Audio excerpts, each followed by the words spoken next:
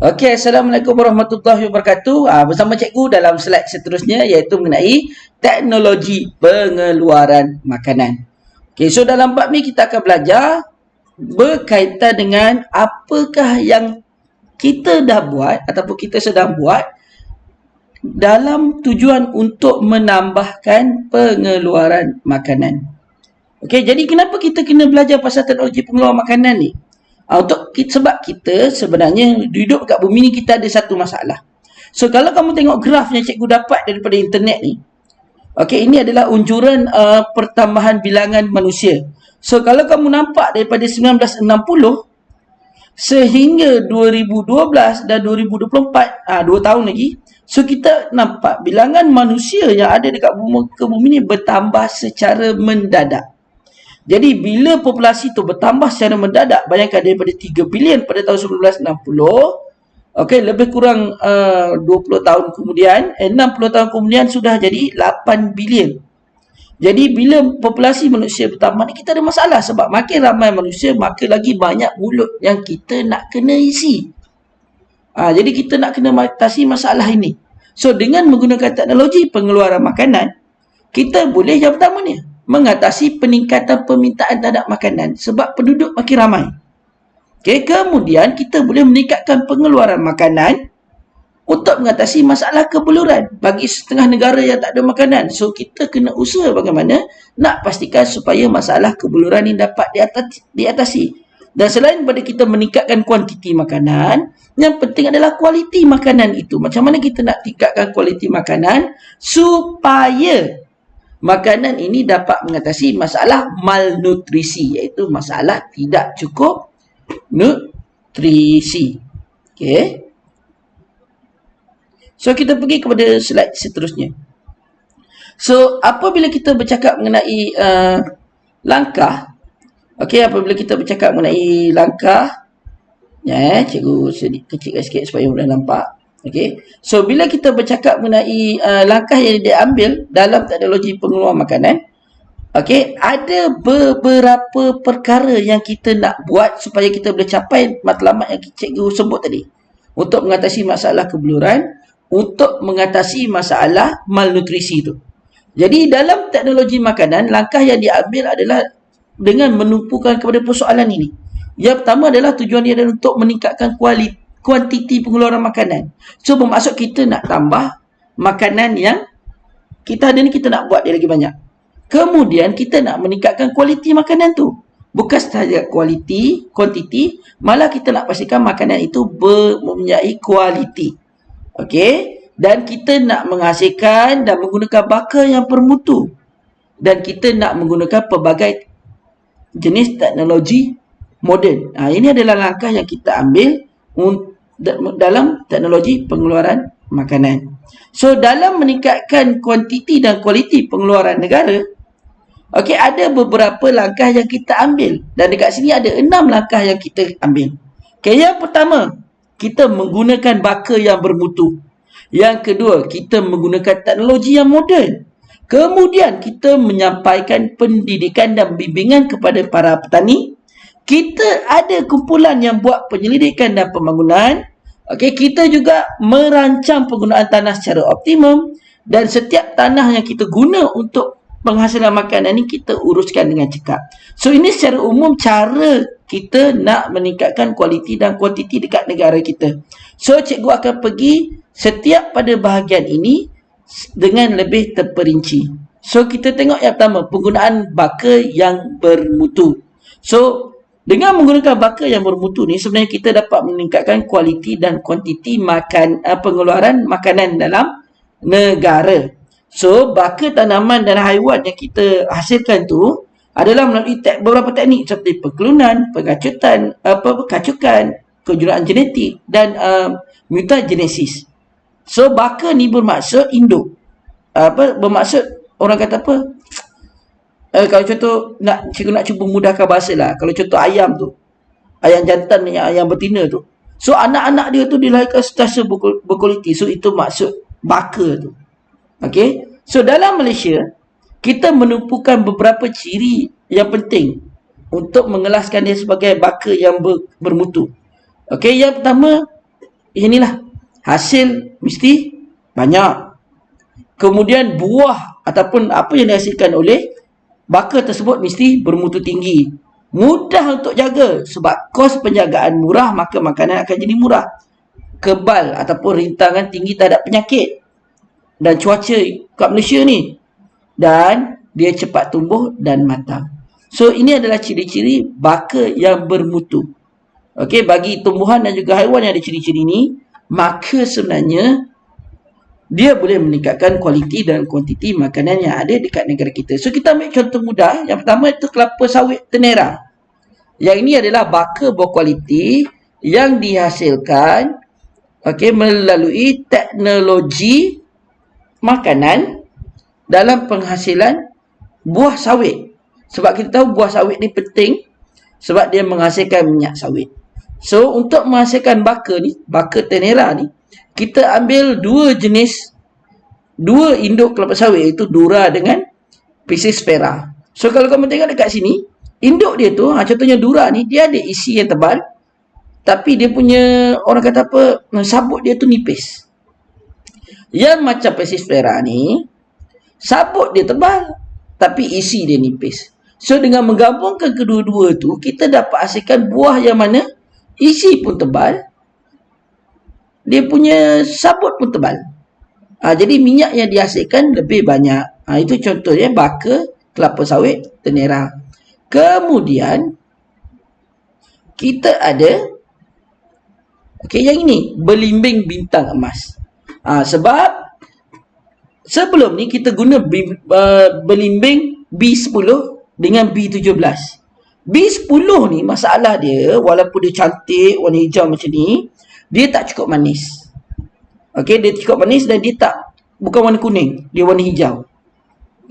Dan bagi B17, kita ada B17, belimbing B17, yang mana rasa dia tu, dia cantik, kuning. Dia memang cantik, dia kuning. Tapi dia lambat nak masak.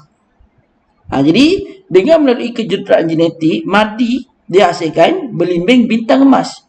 Yang mana masak pun kuning, dia manis dan juga rangup. So kalau kamu tengok perbandingan, buah dia pun lagi besar daripada B10. Jadi itu adalah contoh penghasilan baka yang baru. Bermaksud kita nampak perubahan peningkatan kualiti yang dihasilkan melalui baka tersebut. Ini adalah buah betik. So kita ambil contoh kita ada betik Hawaiian Solo yang mana buah ni kecil tapi manis. Dan kita ada buah Subang yang mana dia besar tapi kurang manis. So dengan proses teknologi penghasilan baka ni, maka kita boleh hasilkan buah betik eksotika yang mana besar pun besar, manis pun manis. Jadi dia ambil orang kata apa, variasi daripada Subang iaitu besar dan variasi daripada Hawaiian Solo iaitu manis, dan kita hasilkan betik yang besar dan manis. Seterusnya ini adalah lembu Mafriwal. Lembu Mafriwal ni dia menghasilkan susu yang banyak dan dia sesuai dengan iklim tropika. Iklim negara kita panas dan lembap sepanjang tahun. So daripada mana datang ni baka Mafriwal ni? So kita ambil lembu Holstein Frisia yang mana dia ada banyak susu, dan kita ambil lembu Sahiwal yang mana tahan iklim panas, dan kita menggabungkan kedua-dua induk ni untuk menghasilkan lembu Mafriwal yang mana susu pun banyak, tahan iklim panas. Dan ini adalah ayam Akar Putra yang dihasilkan oleh Universiti Putra Malaysia. So ayam ini membesar dengan cepat, memang cepat untuk besar, boleh menghasilkan telur yang banyak, dan juga daging dia tu seakan-akan daging ayam kampung. Jadi yang ini pun sama melalui proses kacukan. So kita ambil induk yang terbaik, jantan A betina B, kita hasilkan jantan AB, kemudian kita ambil jantan C dengan jantan D, kita hasilkan betina CD. Dua-dua ni bawa baka yang baik daripada dia bawa trait ataupun ciri yang baik daripada induk dia. Kemudian AB dengan CD ni kita kacukkan menghasilkan ABCD. So bermaksud ciri-ciri yang terbaik ada pada ayam tu akan dapat pada ayam Akar Putra. Dan benda ni proses lama, bukan sekejap. Sebab dia nak pilih, nak nak hasilkan anak ayam yang terbaik, so nak tunggu ayam tu besar, baru kita boleh kacuk balik untuk menghasilkan ayam yang lebih berkualiti tinggi. Nah, itu yang tadi kita bercakap pasal baka. Macam mana kita nak meningkatkan kualiti dan kuantiti makanan. Kita buat buah yang lebih bagus, kita hasilkan, kita buat haiwan yang lebih bagus, yang mana dia menghasilkan produk yang berkualiti dan juga dalam jumlah yang banyak. Seterusnya kita nak cakap pasal teknologi moden. So dalam teknologi moden ni, yang pertama kita tengok penggunaan jentera berat. So jentera berat ni sebenarnya membolehkan kerja pertanian dan peternakan tu akan jadi lebih cepat. Kemudian kita ada mesin pemprosesan makanan. So mesin itu pun membantu pemprosesan makanan tu akan jadi lebih cepat. Kita ada teknologi baca, racun dan kawalan biologi. Tujuannya tak lebih untuk mengelakkan daripada makhluk merosakkan hasil tanaman dan juga memastikan tanaman itu subur dengan penggunaan baja. Dan kita ada teknologi bahan pengawet untuk memastikan makanan kita tu boleh tahan lebih lama. Nah, ini adalah contoh penggunaan teknologi dalam meningkatkan kualiti dan kuantiti makanan. Dan kita pun ada sistem pengairan. Yang mana sistem pengairan untuk memastikan air sentiasa cukup sepanjang tahun, tak kira musim. Contohnya dekat negara kita, kita mengeluarkan padi, kita menghasilkan padi. Okey, kita menghasilkan padi untuk kegunaan tempatan. So padi itu memerlukan air. So tanpa sistem pengairan, kita akan ada masalah masa musim kemarau. Macam mana kita nak menanam padi dan sebagainya. Jadi sistem pengairan itu boleh membantu kita memastikan bahawa hasil pertanian itu sentiasa ada sepanjang tahun. Kemudian kita ada teknologi hormon. Ini contoh ayam. Dulu ayam kurus. Tapi bila kita dah tahu bahawa ada setengah hormon yang boleh bantu ayam itu jadi besar, maka kita suntik hormon ke dalam haiwan dan dia akan menyebabkan kadar pertumbuhan cepat. Jadi kita tak perlu tunggu lama dah nak tunggu ayam tu besar. Okey, kita cucuk yang hormon, maka ayam tu cepat besar, maka makanan tu, proses makanan tu akan jadi lebih singkat. Seterusnya adalah kejuruteraan genetik. Yang ni kita belajar mengenai genetik, kita ubah suai genetik untuk menghasilkan baka yang lebih baik. Dan kita ada pengklonan. So pengklonan tu bermaksud kita ambil sel ataupun kita ambil sebahagian daripada tumbuhan biasa kita buat dekat tumbuhan. Maka daripada sel tersebut kita akan biarkan di dalam filamentary untuk menjadi tumbuhan yang baru. Jadi dengan melalui pengklonan ni bermaksud kalau kita dah ada pokok yang baka yang baik, kita ambil sahaja sel daripada baka tersebut, maka kita boleh hasilkan anak yang mana mempunyai baka yang sama macam induk dia tu. Jadi kualiti makanan tu, kualiti hasil pertanian tu dapat dikekalkan. Okey, itu adalah 8 kaedah menggunakan teknologi. So dalam pendidikan dan bimbingan, yang ini biasanya dibuat oleh agensi-agensi khas yang ada dekat negara kita. Contohnya kita ada Jabatan Pertanian, kita ada Pertumbuhan Peladang, kita ada Mardi. Jadi agensi ini dia sebenarnya membimbing dan mendidik petani. Main purpose dia adalah untuk tujuan utama dia untuk meningkatkan hasil.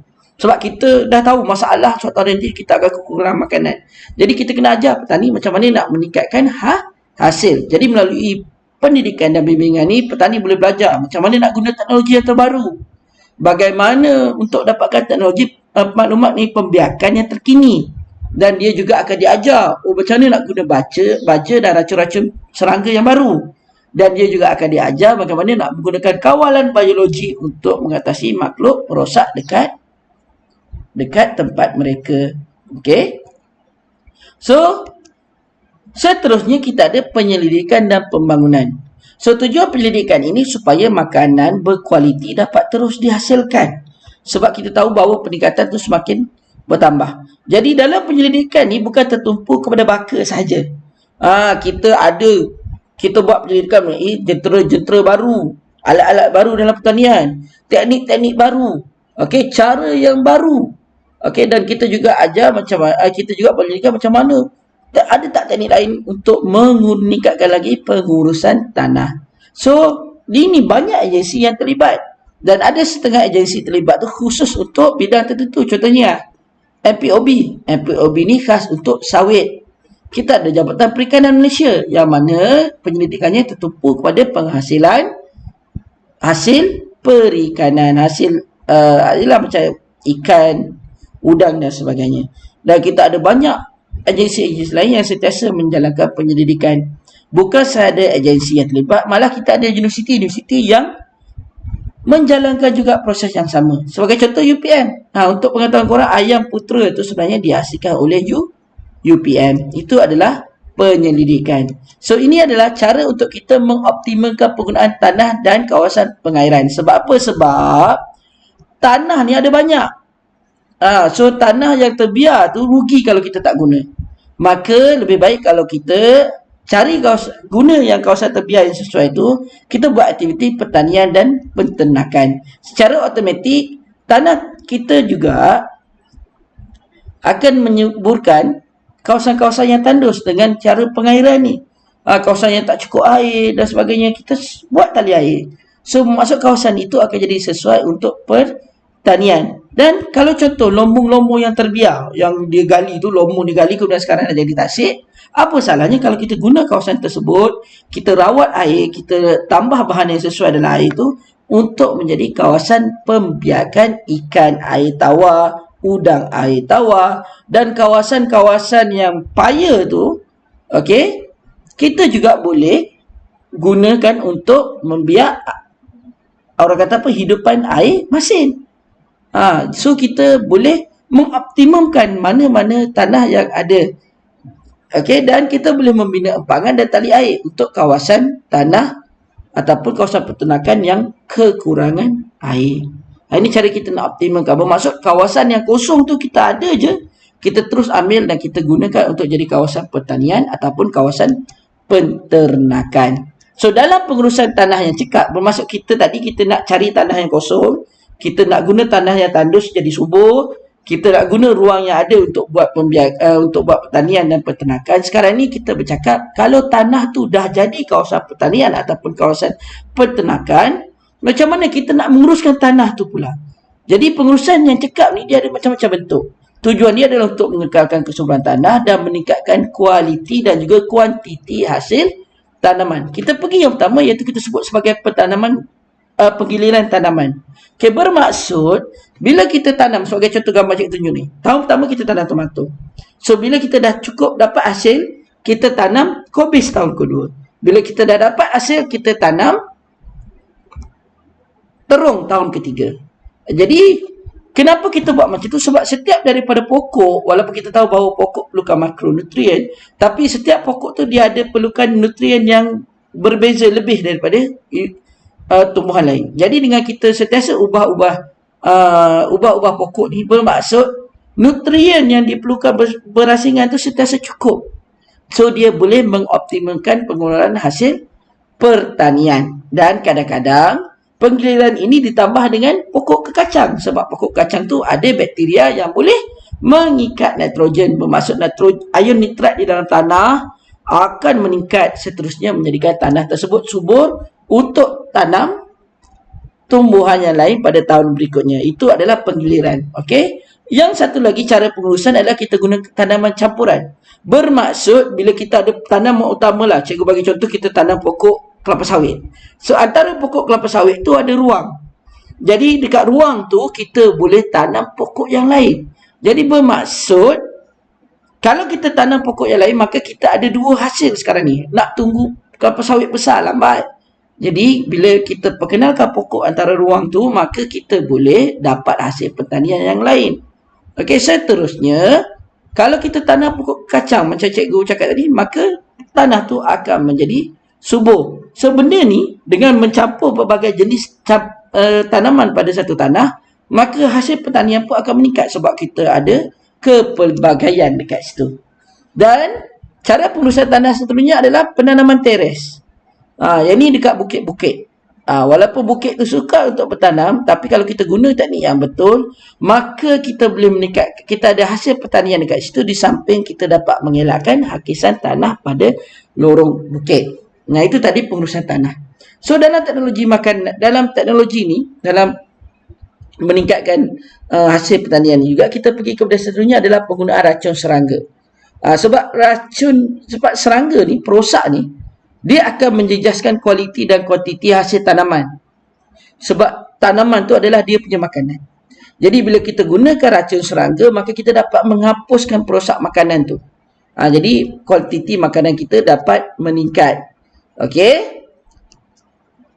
Tapi ada satu masalah, iaitu racun serangga ni, racun ni biasanya akan bagi kesan sampingan. Okey? Sebab apa? Dia akan mencemarkan alam dan juga dia juga membunuh mikroorganisma lain yang berfaedah dalam tanah. So, cara untuk mengatasi masalah itu, kita memperkenalkan kawalan biologi. So, kawalan biologi ni menumpukan kepada interaksi antara organisma. Biasanya ada dua, mangsa pemangsa ataupun parasitism. Mangsa pemangsa itu bermaksud, kalau makhluk perosak itu adalah tikus, maka kita perkenalkan burung hantu. Burung hantu akan makan tikus. Adakah burung hantu ni akan makan hasil tanaman? Tak.